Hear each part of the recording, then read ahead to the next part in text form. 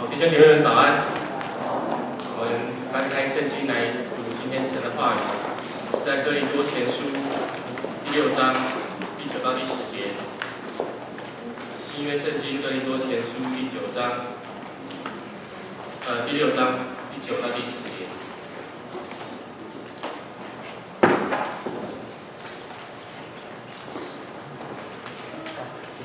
翻开后，由我来为大家念。你们岂不知不义的人不能承受神的国吗？不要自欺，无论是淫乱的、拜偶像的、奸淫的、做娈童的、青蓝色的、偷窃的、勒索的、醉酒的、辱骂的、勒索的，都不能承受神的国。我们现在请本堂刘牧师来我们正道，今天正道主题是当办的事，面对同性恋婚姻合法化。弟兄姐妹们平安。好，我们先跟前后左右弟兄姐妹彼此问安，说真高兴看到你，哈利路亚。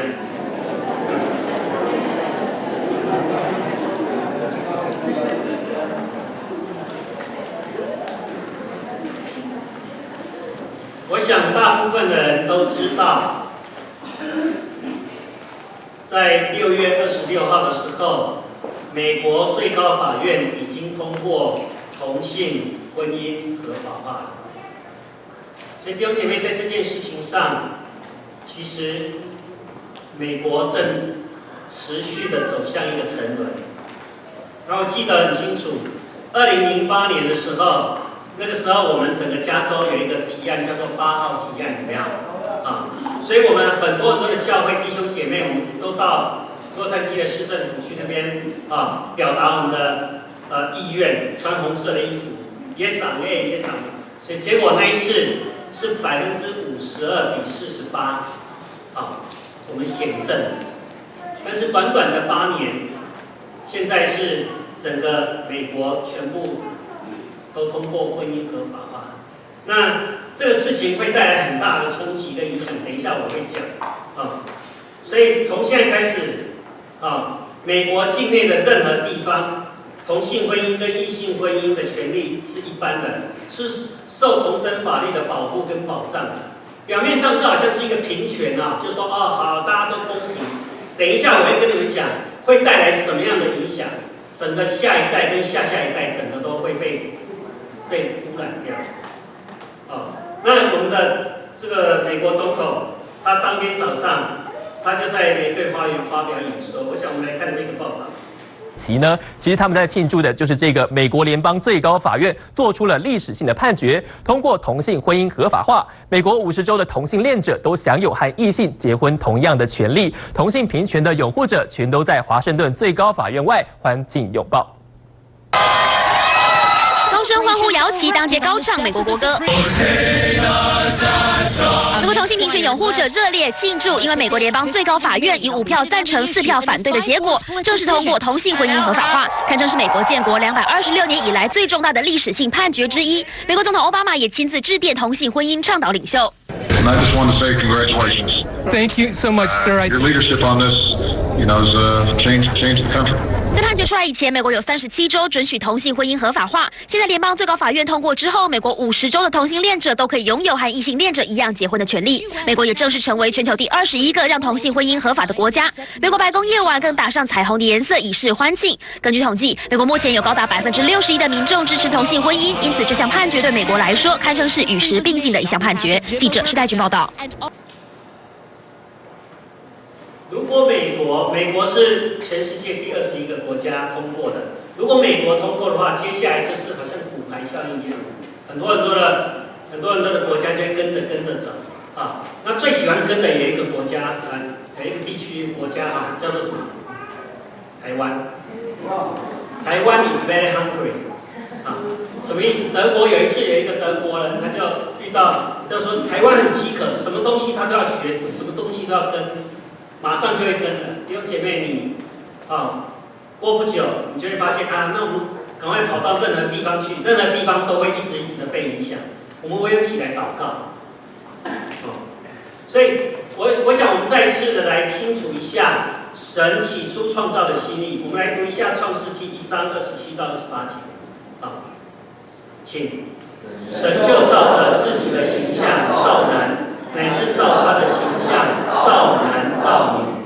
神就赐福给他们，又对他们说：要生养众多，遍满地面，治理这地，也要管理海里的鱼、空中的鸟和地上各样行动的活物。亲爱的弟兄姐妹，神他当初造男又造什么？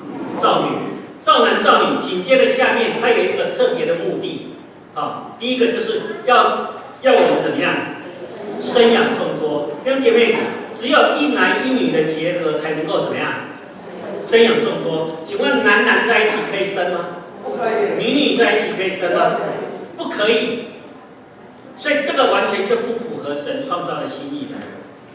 所以弟兄姐妹，我们如果回到神原始的创造，你就知道神他当初造男造女，最重要的一个就是要我们生养众多，能够繁衍，能够建立家庭、建立社会、建立国家。然后其次就是叫我们干嘛？治理，要来治理，这就是神当初的心意。那我们再来看圣经里面讲得很清楚，圣经里面对这些用逆性的方式在性行为的是极大的谴责。我们来看一下哥林多前书6章9到10节。不义的人是无法承受神的国的。我们一起来读经。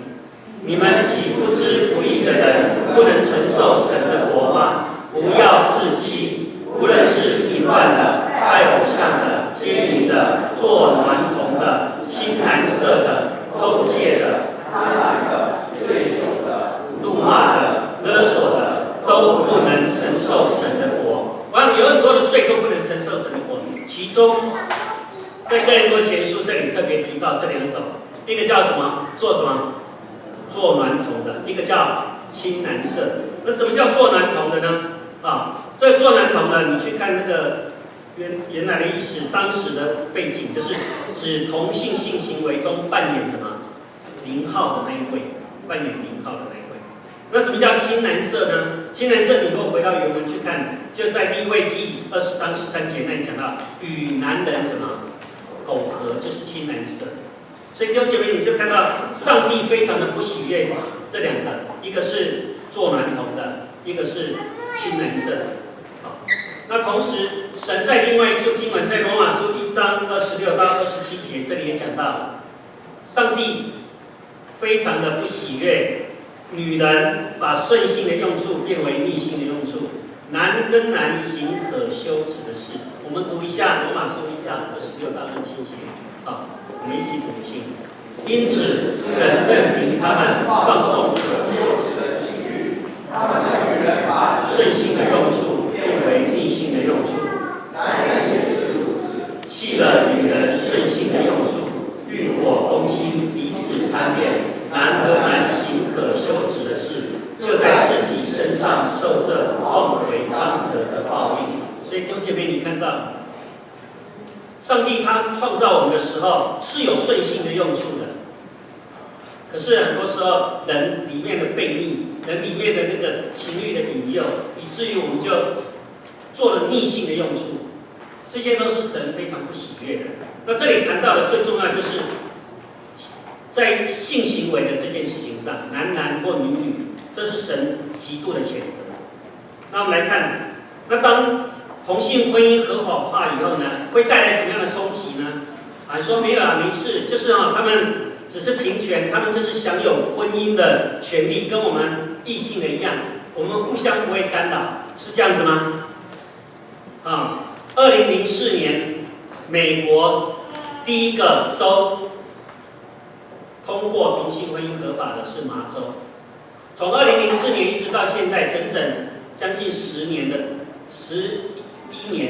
10年多的时间，整个学校、整个商业、整个聘雇、整个医疗制度、整个法律制度、领养、出生登记、传媒、政治、宗教团体，全面性的影响，全面性的影响，你就会发现那个影响很大，不是？所以接下来我们会遇到这个问题，而且麻州已经先遇到了。那我想让大家来看这一段影片。你们仔细看里面讲到这每一个方面，你看了你会非常的震惊，所以以后你的小孩会受影响，整个大环境会有很大的改变。My name is Brian Kamenker. Pro-family groups across America and from Britain to Australia have asked me to share what same-sex marriage has done to Massachusetts, which was the first state in the U.S. to allow this travesty.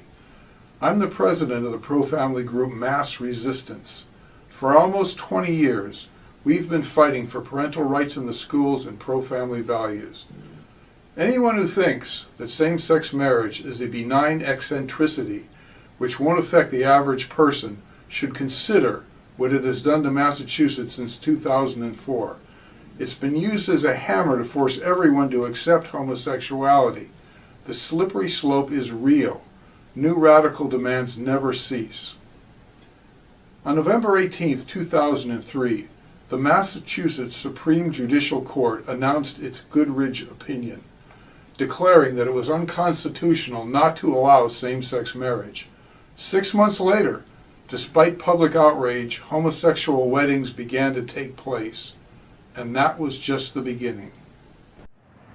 Almost immediately after the gay marriage ruling in Massachusetts, things started happening in high schools across the state. Starting in early December of 2003, there were school-wide assemblies to celebrate same-sex marriage. Kids were given literature from national homosexual groups, telling them how it was now to be considered a normal part of society. Children in schools were given this sheet on marriage myths by the homosexual group Gay and Lesbian Advocates and Defenders. One of their myths is that the purpose of marriage is procreation. Another myth is that children are better off when raised by a mother and a father. And lots of other things were handed out. Within months, it was brought into the middle schools. An exhibit called Love Makes a Family, meant to normalize the concept of homosexual marriage in kids' minds, was going through schools across the state. In September of 2004, an 8th grade teacher in Brookline, Massachusetts, told National Public Radio that the gay marriage ruling had opened up the door to teaching homosexuality in her class.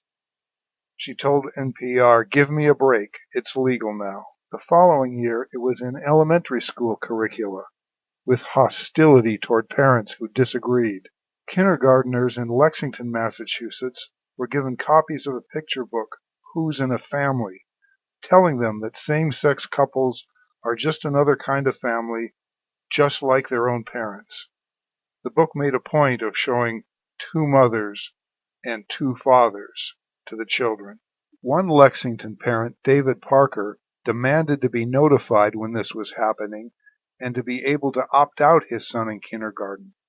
But rather than work with him, the arrogant school officials had him arrested and put him in jail overnight when he wouldn't cease his demand. The case outraged parents across the state, but the school officials refused to relent. The next year, 2nd graders at the same school were read a book, King and King, about 2 men who fall in love and marry each other, ending with a picture of them kissing.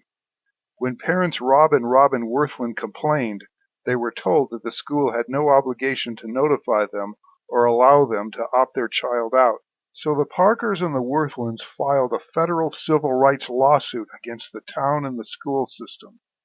Parents rallied to their side, but in 2007, a panel of federal judges ruled that because same-sex marriage is legal in Massachusetts, schools actually have a duty to normalize homosexual relationships to children, and schools have no obligation to notify parents or let them opt out their children, even in elementary school.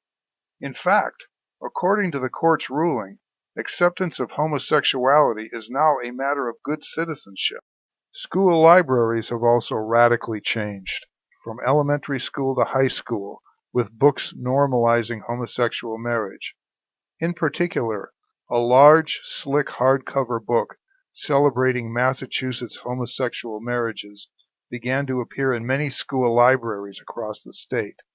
Titled Courting Equality, it was supplied to schools by a major homosexual activist organization. It teaches that gay marriage was a great civil rights victory.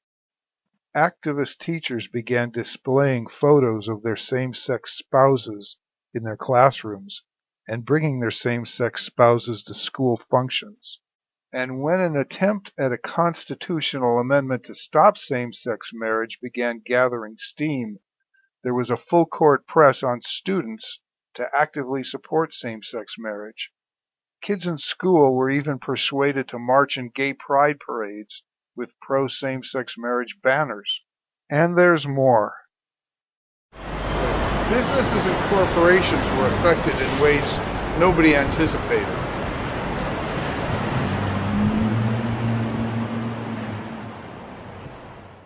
All insurance in Massachusetts must now recognize same-sex married couples in their coverage. This includes auto insurance, health insurance, life insurance, and everything else. Businesses must recognize same-sex married couples in all their benefits and activities regarding both employees and customers.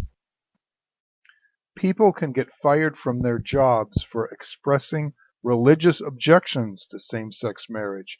In 2009, an employee of a Boston business was fired for mentioning his disagreement with same-sex marriage after another employee brought it up. It even made the local TV news. His letter of termination said that his comment was inappropriate because, quote, in Massachusetts, same-sex marriage is legal. And of course, the wedding industry is required to serve the homosexual community if requested. Wedding photographers, halls, caterers, etc. must accept same-sex marriage events or be held liable for discrimination. Businesses are often tested for tolerance by homosexual activists. The activists will go into restaurants or bars and publicly kiss and fondle each other to test whether the establishment demonstrates sufficient equality, and if not, the businesses can be fined and punished. The legal profession and the judicial system have also been terribly affected. The Massachusetts bar exam now tests lawyers on their knowledge of same-sex marriage law. In 2007, a Boston man failed the Massachusetts bar exam because he refused to answer a question about homosexual marriage. Increasingly, lawyers in Massachusetts firms practicing family law must now attend seminars on homosexual marriage. Specific issues regarding homosexual family law are now firmly entrenched in the Massachusetts legal system. In addition, there are now several homosexual judges overseeing the Massachusetts family courts.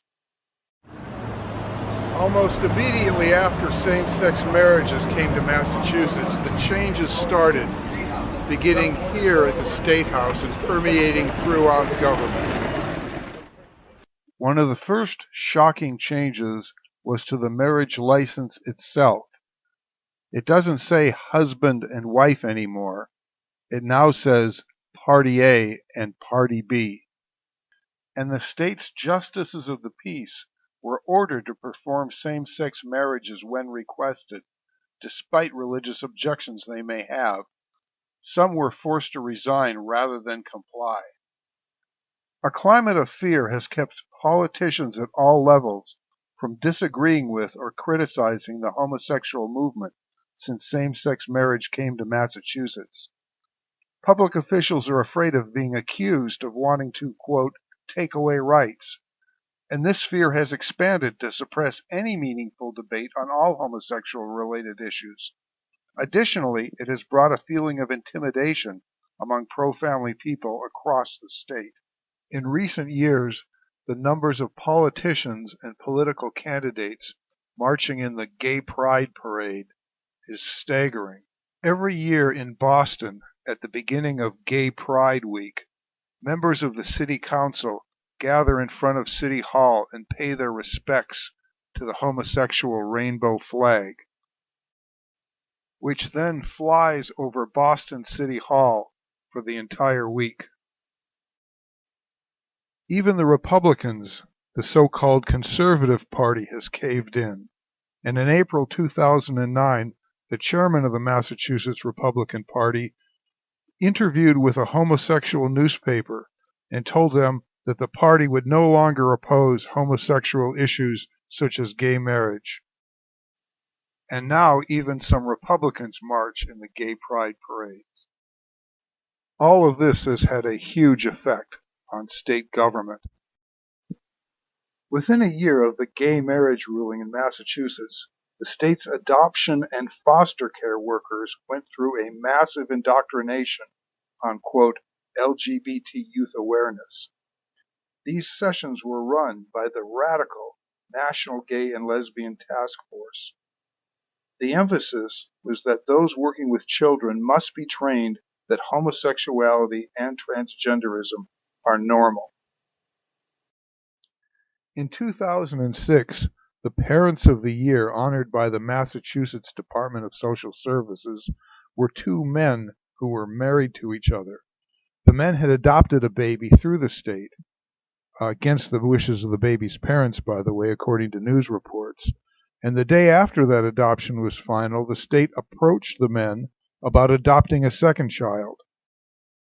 The state-funded Massachusetts Adoption Resource Exchange, whose logo includes two men with a child, has been pushing GLBT family formation and holds adoption parties where homosexual couples can come and see available children in person. Birth certificates in Massachusetts have been changed from mother and father to mother/first parent and father/second parent. Two men or two women can now be listed as the parents on birth certificates. Homosexuals who adopt can revise children's existing birth certificates. Adoption agencies have said that well over 40% of their adoptions are to homosexual couples. Anecdotal reports also indicate that many adoption agencies now favor homosexuals over normal couples, and it's getting even more radical. On May 15, 2013, a representative of the Massachusetts Department of Children and Families told a Boston Bar Association forum that they are weeding out adoptive and foster parents who are not willing to wholly accept and support GLBT self-identification by a child in their care. Hospitals and public health have really changed and really been affected. Public health has certainly changed. In 2007, the commissioner of the Massachusetts Department of Public Health, who is married to another man, told a crowd of middle school and high school kids at the state-sponsored Youth Pride event that, quote, it's wonderful being gay, and that he wants to make sure that there's enough HIV testing for all of them. However, the sexually transmitted diseases test required to obtain a marriage license was eliminated 5 months after same-sex marriages began in Massachusetts by a bill quietly signed by Governor Mitt Romney. This was despite an increase in syphilis cases and other STDs in homosexual men in Massachusetts at the time, according to the Mass Department of Public Health. Gay domestic violence has become so epidemic in Massachusetts that it now has its own budget item in the state budget, with a considerable amount of money, portions of millions of dollars going to it each year.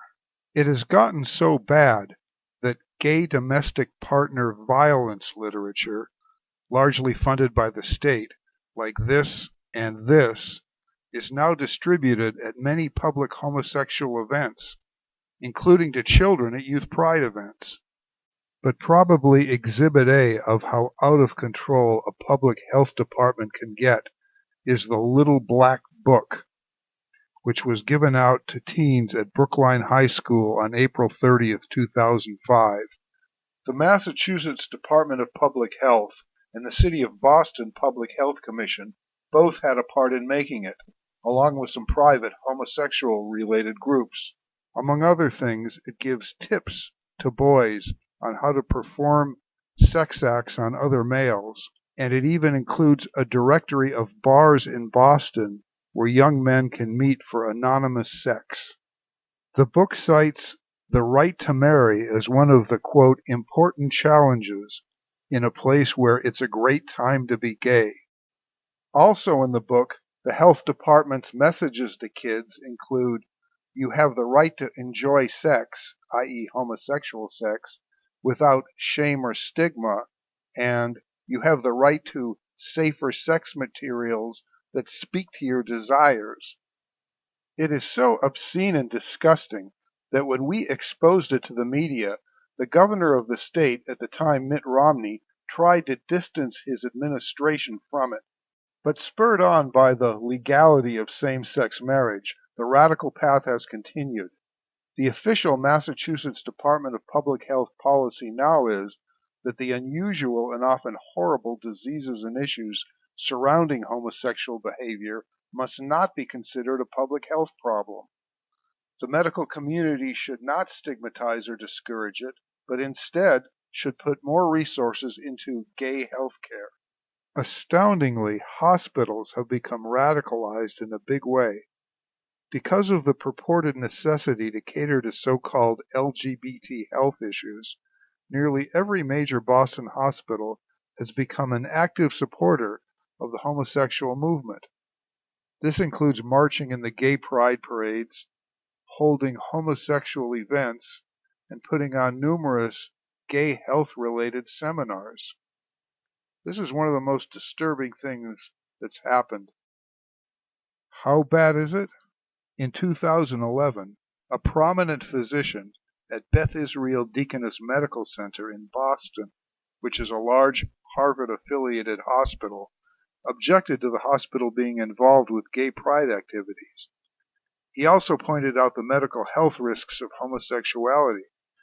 The hospital then threatened to fire him, telling him that same-sex marriage is legal and that his comments constituted, quote, harassment and discrimination. Churches have also been affected, but in ways which most people haven't considered. Any church or religious group that dares to deny the legitimacy of same-sex marriage, even inside its walls, can face a wave of terror and harassment.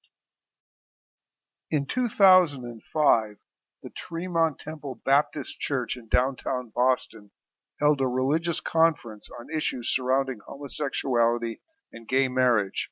Over 100 homosexual activists came to storm the church, using bullhorns and screaming obscene slogans. Boston riot police had to keep them from entering. They even dragged a coffin to the front door. In 2006, the same church held a televised pro-traditional marriage event inside. Homosexual activists carrying this banner and other signs taunted and screamed at people entering and leaving. That same year, a Catholic group held a pro-traditional marriage rally in downtown Worcester, Massachusetts. They had hardly begun the speeches when homosexual activists swarmed the area, yelling, "Bigots!" and screaming disgusting chants. When one of the rioters rushed the stage, an organizer tried to lead her away. The rioter sued him for assault. He went through a 4-day trial before being acquitted by a jury. The Park Street Church in Boston abuts the historic Granary Burial Ground, where Samuel Adams and other patriots are buried. In 2009, the church held an ex-gay religious training session inside. Homosexual activists paraded through the burial ground, gathered next to the church, and held an ear-piercing bullhorn to the church windows to disrupt and terrorize the people inside. In 2012, a Catholic church in Acushnet, Massachusetts, posted the words, "Two men are friends, not spouses," on its outdoor sign. Over the next day, the church received a flood of profane phone calls, including a threat to burn down the building.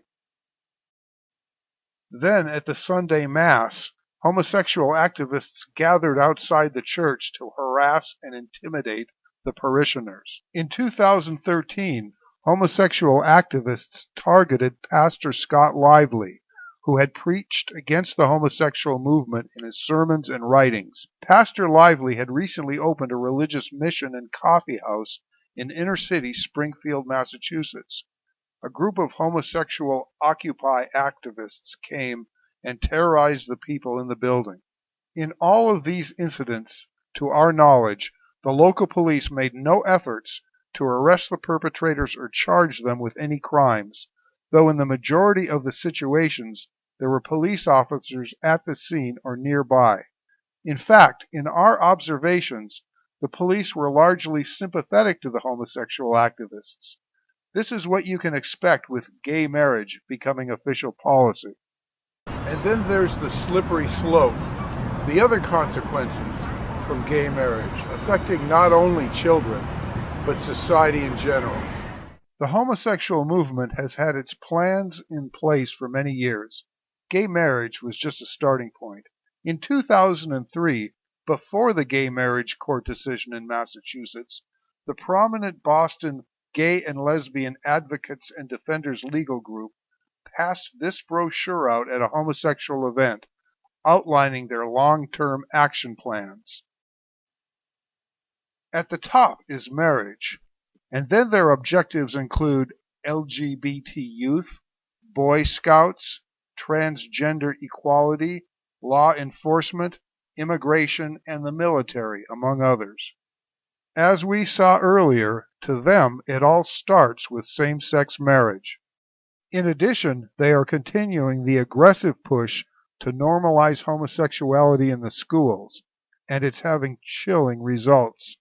A government survey of high school students across Massachusetts showed that the percentage identifying as gay and who had same-sex physical contact rose by about 50% between 2005 and 2009. What comes next?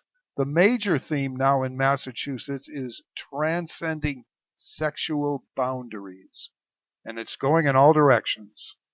Polygamy is no longer an exotic concept, but is being mainstreamed wherever possible. Recently, the governor of Hawaii even admitted that if gay marriage passes there, a polygamy lawsuit by the homosexual movement will probably be next. Sadomasochism is also being mainstreamed by the homosexual movement. Almost every gay pride parade now has a contingent promoting leather and consensual infliction of pain. Not too long ago, cross-dressing was a fringe behavior. Now, the transgender rights movement is celebrated at the highest levels of state government. Men not only dress as women, but get medical procedures to look like women and march in the streets for transgender rights. But as we see over and over, the movement's major focus is on children. Here is a man at a youth pride event in downtown Boston, and that's just the tip of the iceberg. A few years ago, Fox News interviewed us about a gruesome discovery at the world-renowned Children's Hospital in Boston. The two kids in this photo from the Boston Globe were identical twin boys. One of them decided to become a girl. The hospital has set up a gender change clinic for pre-adolescent children to be given hormones and drugs to delay puberty, including growth in height, in order to facilitate body-mutilating operations later on to supposedly change their sex. It's being celebrated in the media. And just this year, the State Department of Education issued a directive to schools across the state that boys who decide to dress as girls should be able to use girls' restrooms, play on girls' sports teams, and be addressed by a girl's name without the parents' knowledge or consent. And other students or staff who don't agree must be disciplined or given diversity training. That is the brave new world in Massachusetts since gay marriage began. As we've shown you, the slippery slope is real. And moreover, All it takes is one state to enact it, and the activists waste no time beginning their work there and in neighboring regions that haven't yet been overcome. Once same-sex marriage gets a foothold, society becomes more oppressive, hammering citizens with the force of law. The judicial system becomes more radical and arrogant, and politicians become more cowardly. And once that concept is institutionalized, other boundaries on sexual behaviors quickly begin to fall. It's interesting that you hear a lot about civil rights and equality, but in fact, many true civil rights begin to disappear, and people holding traditional values become second-class citizens under the law. The push for gay marriage is really about putting the legal stamp of approval on homosexuality and forcing its acceptance on otherwise unwilling citizens and on our social, political, and commercial institutions. To those of you where this is being threatened, do not wait. It is absolutely necessary to call, write, and even visit your elected officials. They must feel your outrage before it's too late. Thank you.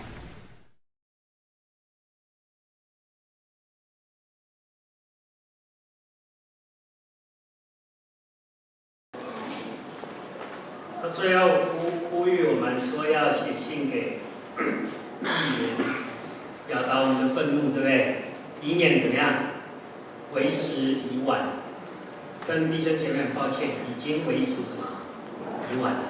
这是在 before 6月26以前就有的这个影片。现在全美国都已经通过同性婚姻合法化，所以麻州的情况就会演变成为全美国的情况，你们知道吗？它以后就会慢慢变成这样。所以以后你的女儿在上洗手间的时候，也会有一个男生在旁边，但是他会跟你讲说我里面是一个女生，会有这样的，而这样的情况会越，而且你不能违背的。然后另外在学校里面，你的孩子在上什么课，你自己都不知道。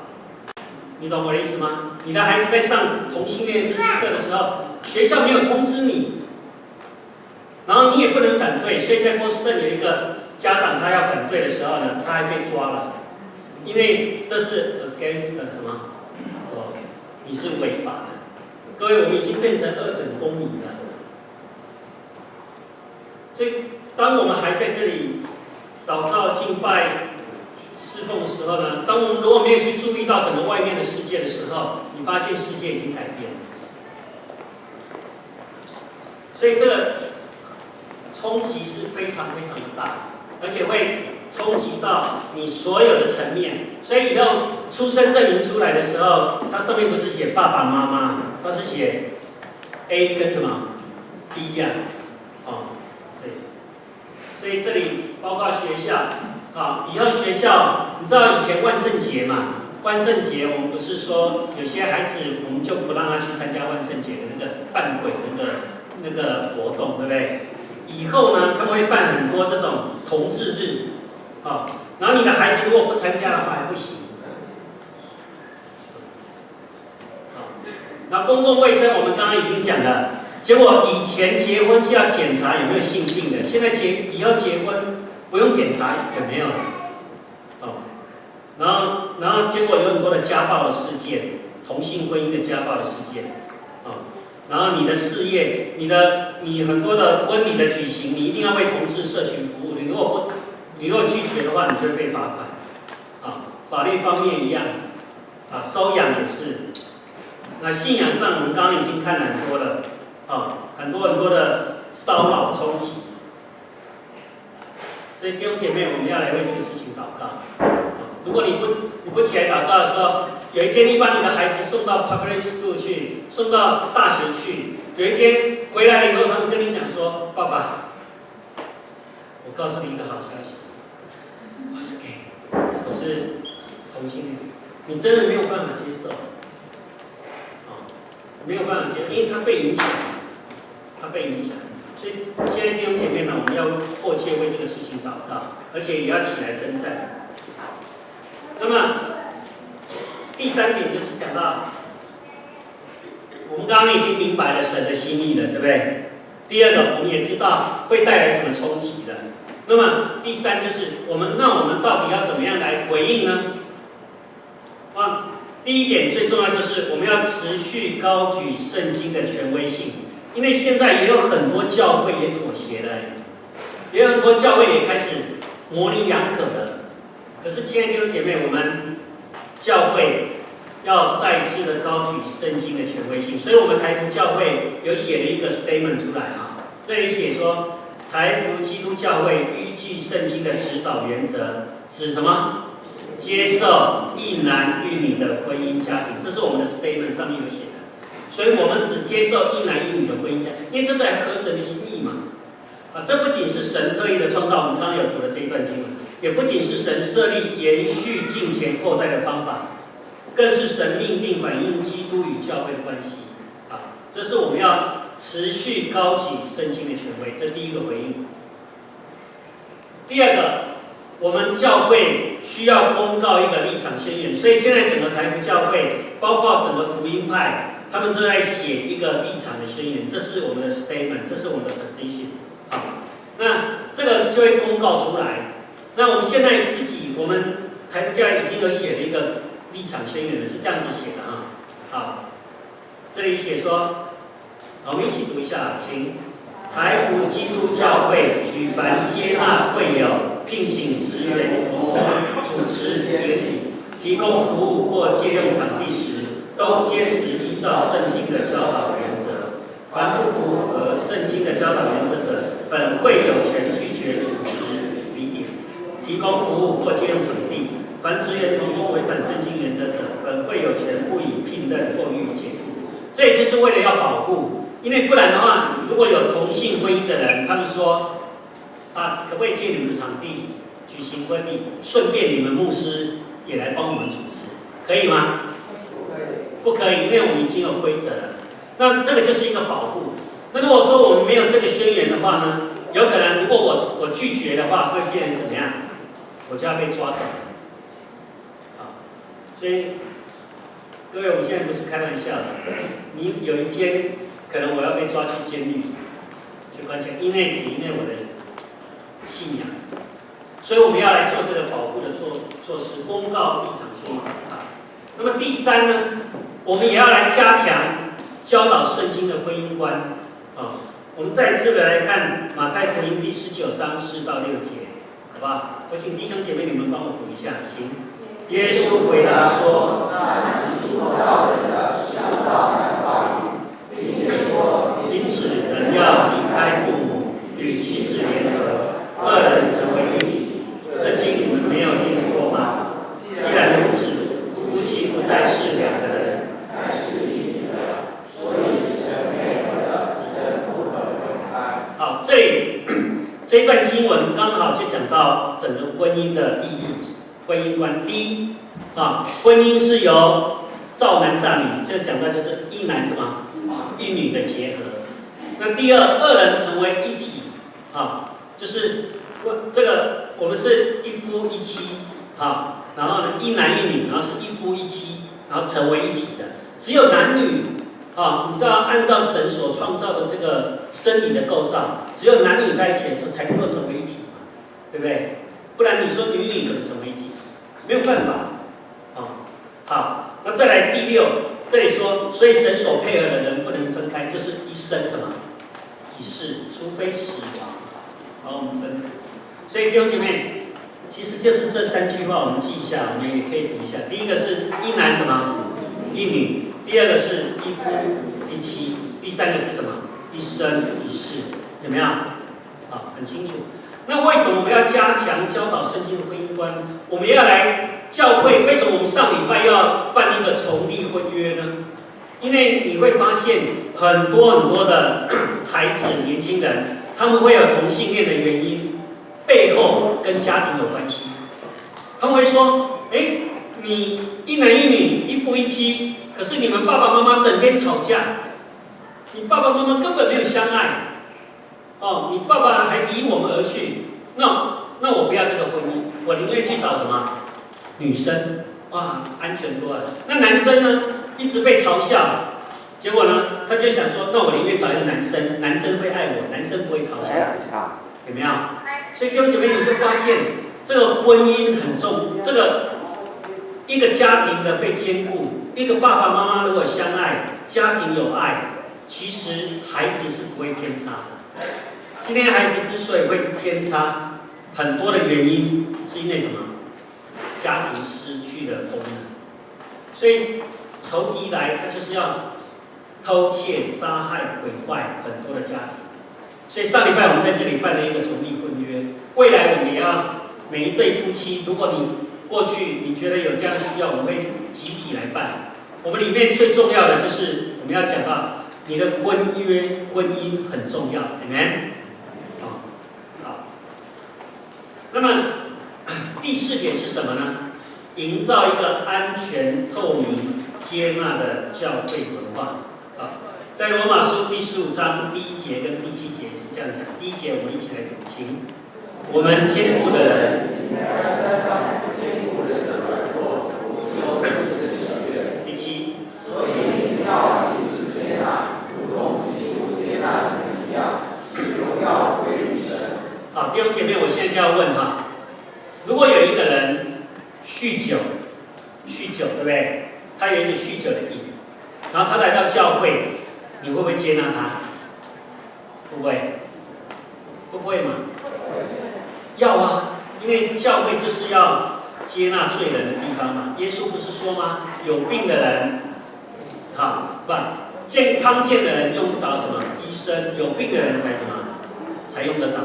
所以教会就是接纳罪人的地方。所以一个酗酒的人来到教会，我们要不要接纳他？要不要？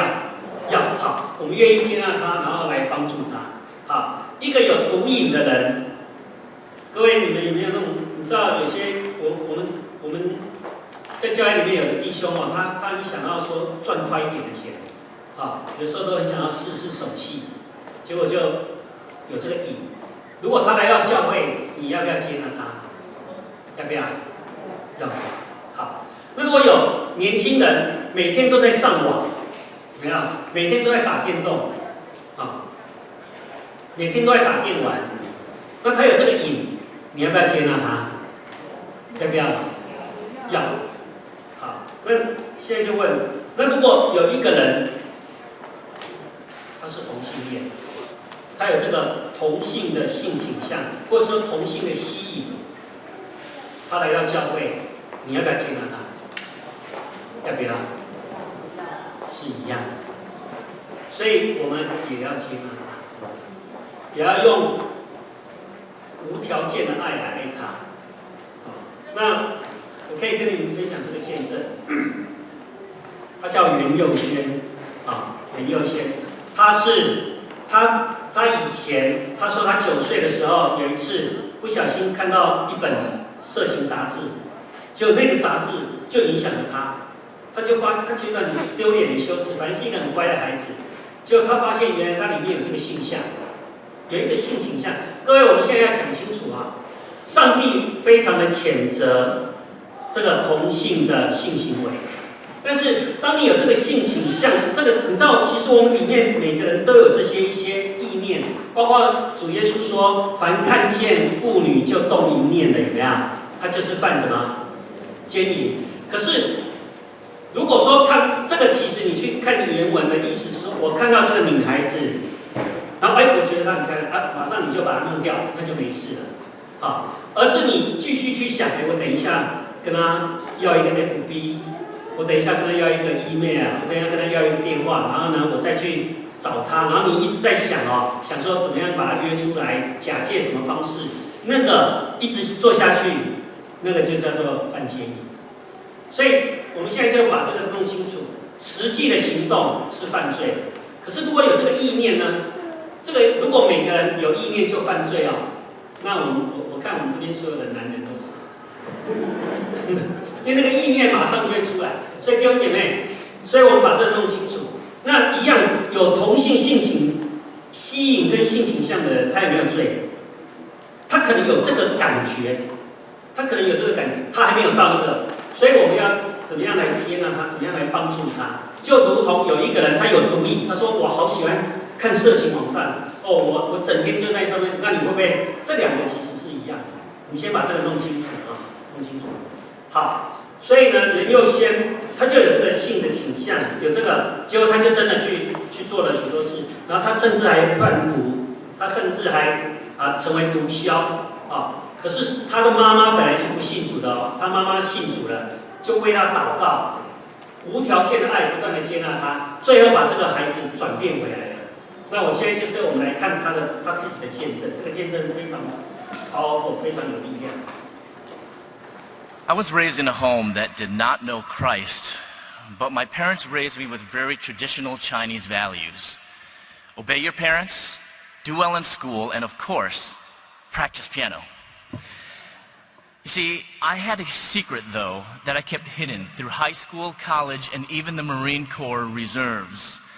But when I moved to Louisville, Kentucky, and I started dental school, I no longer kept it a secret, and I lived openly as a homosexual in the gay community. It was at that point that I decided to go home to Chicago and break the news to my parents, and I told them I am gay.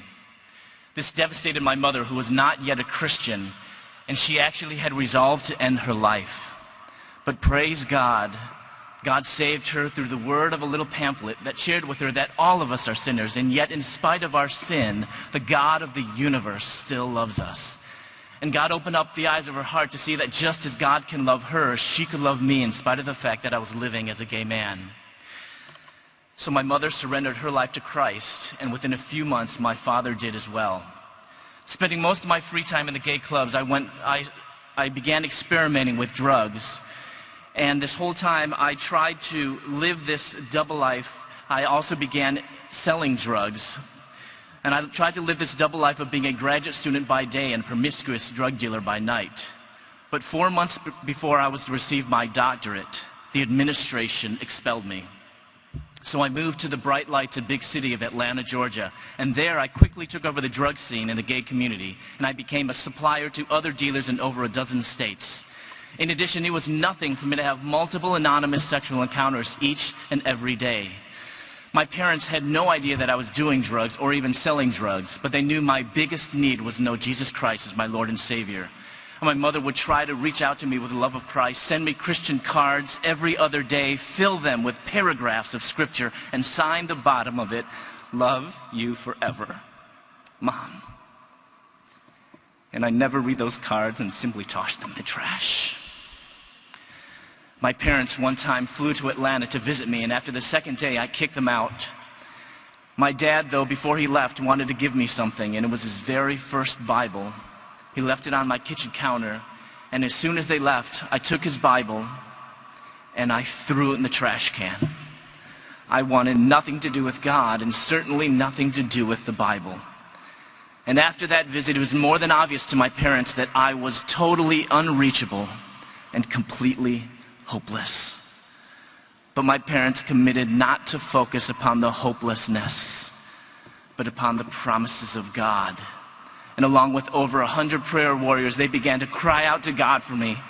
My mother began to pray a very bold prayer, which was, "God, do whatever it takes to bring this prodigal son to you.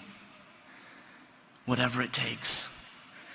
She fasted every Monday for 7 years and once fasted 39 days on my behalf.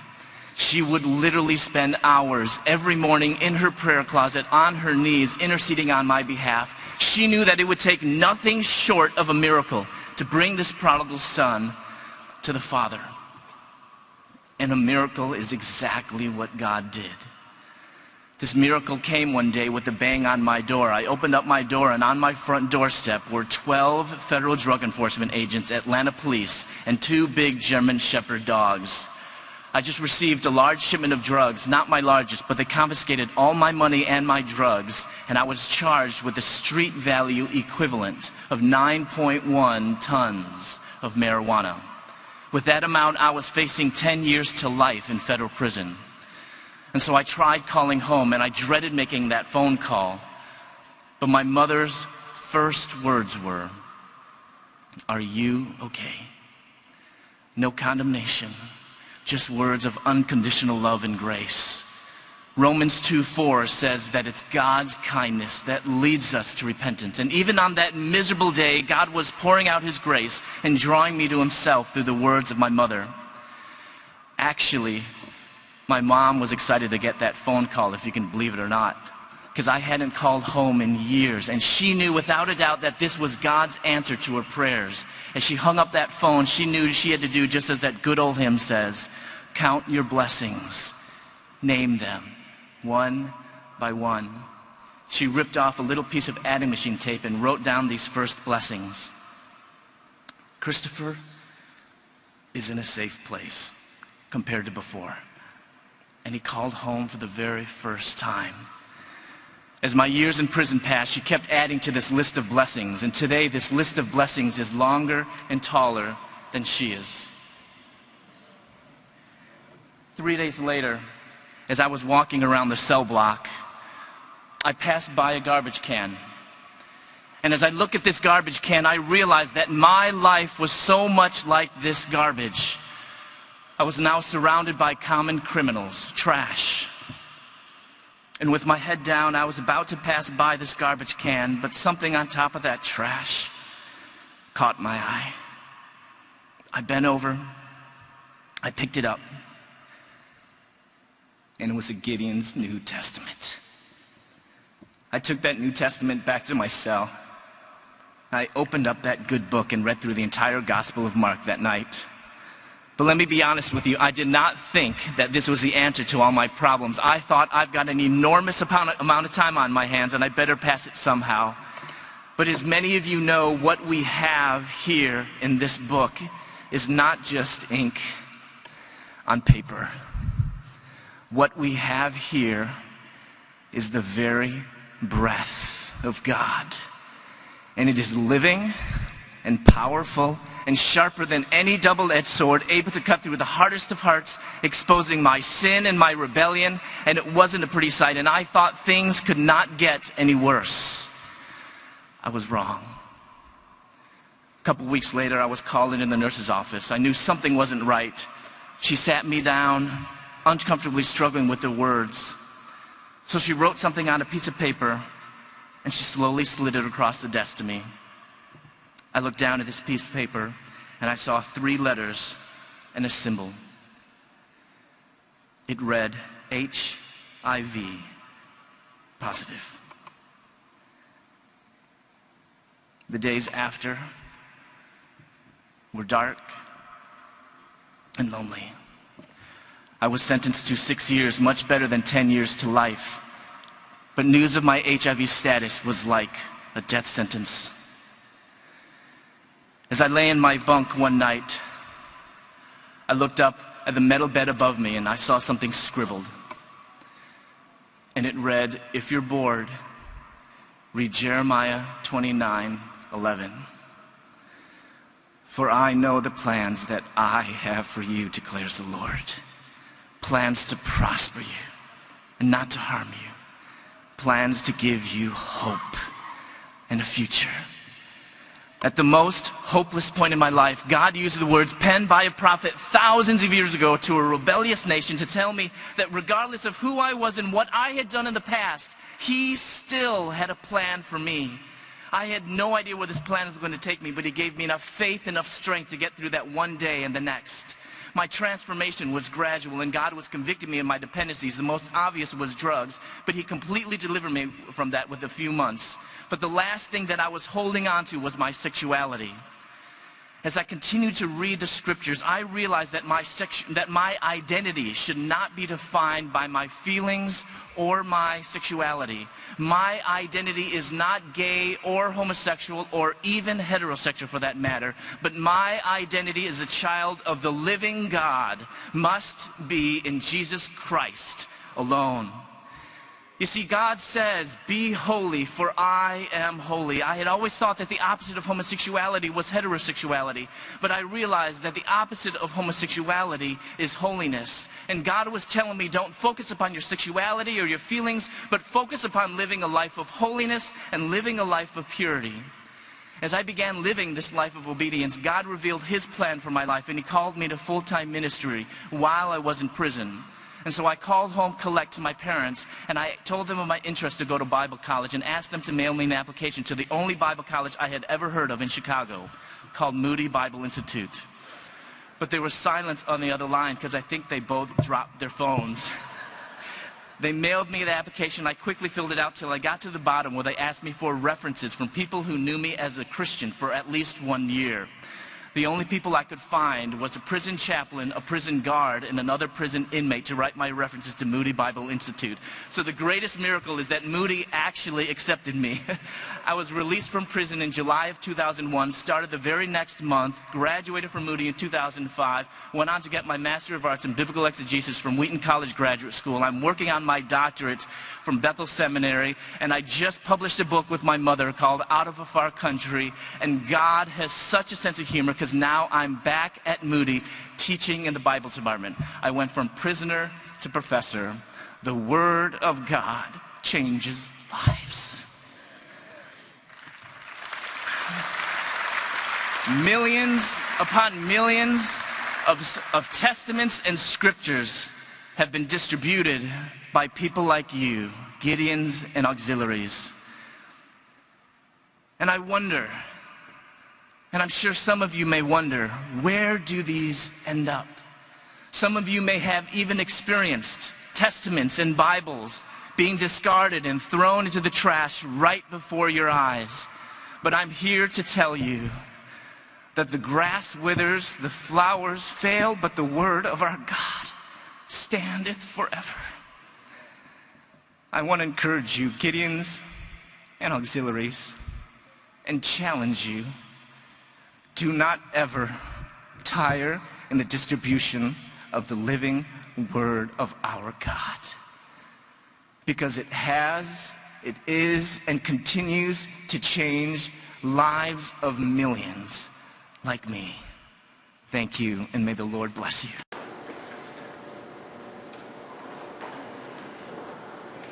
感谢神，他妈妈一直的为他祷告，所以我听过他的，我有现场见过他的，他有讲过一句话，他说：“小心妈妈的祷告都会成就 ，Amen。”所以他妈妈不断的用无条件的一直为他祷告，甚至为他禁食祷告，结果真的改变了。这个年轻人现在非常在各地都在做见证，上帝怎么样来改变他？所以，亲爱的弟兄姐妹，也许真的有很多年轻人，他们因为家庭成长的因素，或在他们里面有这样的一个同性吸引的倾向，正如我们有对酒的嗜好、对电动玩具的嗜好、对异性的嗜好、对色情网站这些，我们都有这些吸引。可是我们用无条件的爱来接纳他，并且用神的话语能够来改变他，是可以改变的 ，Amen。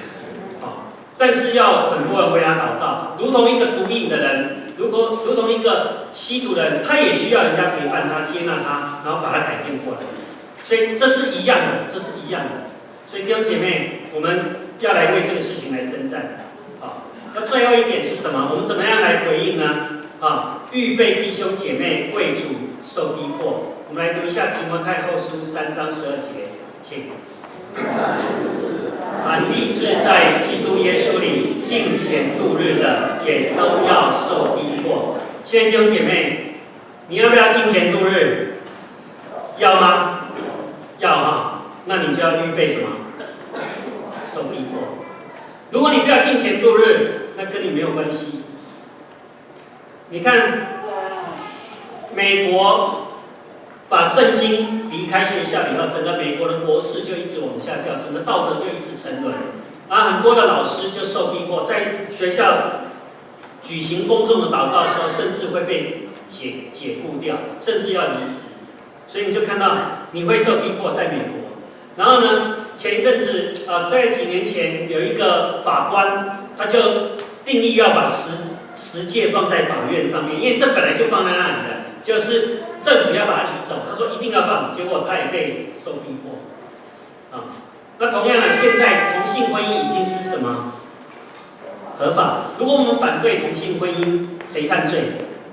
在法律上谁啊？是我们呢？你现在知道，所以我们会不会受到逼迫？有可能，而且一定。所以弟兄姐妹，我们要预备为主受逼迫。所以最后，弟兄姐妹，在这个弯曲悖谬的时代里，我们要站立得稳 ，Amen。所以我们还要再来高举圣经，因为圣经是唯一的答案，而且圣经也是真理，所以我们要站立得稳。可是同时，第二件，我们要用基督无条件的爱来接纳，爱每一个人，包括那些有同性性吸引力这些人，我们也要来爱他们，而不是把它排拒掉。你们是不好的。可你想，它里面的那个吸引，跟一个玩电动玩具被网络上瘾的年轻人是一样的，都要用爱来无条件的接纳。那么第三就是，如果要金钱度日，就要预备受什么逼迫。以后我们还会再讲更多，我们一起来祷告。阿爸父神，我们还要来说，你是掌王全居守卫的。主也借着这样的一个同性婚姻合法化，让我们基督徒都能够警醒起来，基督徒都能够站立起来，基督徒也能够团结起来，能够合一在你的面前。主也求你赦免我们祷告的不够，我们警醒的不够。主但再来给我们机会。主谢谢你的恩典，我们也帮助我们有宽广的心、宽广的爱，如同你的爱一样，无条件的接纳这许多有这样的一个性倾向的人。主让他们也能够在基督里面被翻转过来，如同袁佑轩教授一样。谢谢主的恩典，奉主的名求，阿们。好，我们一同起立来唱回应的诗歌第三首。